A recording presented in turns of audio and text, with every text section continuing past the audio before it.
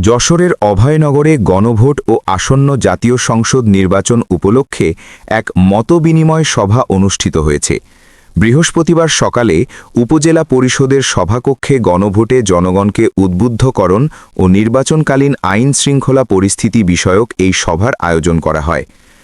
অভয়নগর উপজেলা নির্বাহী কর্মকর্তা শেখ সালাউদ্দিন দীপুর সভাপতিত্বে সভায় বক্তব্য রাখেন উপজেলা সহকারী কমিশনার ভূমি আশিস কুমার বসু, উপজেলা নির্বাচন কর্মকর্তা শেখ তানভীর জামান, উপজেলা কৃষি কর্মকর্তা লাভলি খাতুন, উপজেলা স্বাস্থ্য ও পরিবার পরিকল্পনা কর্মকর্তা ডাক্তার আলিমুল রাজীব, অভয়নগর থানার ভারপ্রাপ্ত কর্মকর্তা এস.এম. নুরুজ্জামান, নওয়াপাড়া প্রেস ক্লাবের সভাপতি এস.এম. মুজিবর রহমান, সাধারণ সম্পাদক ভারপ্রাপ্ত আশরাফ হোসেন প্রিন্স, সাবেক যুগ্ম সম্পাদক এস.জেড.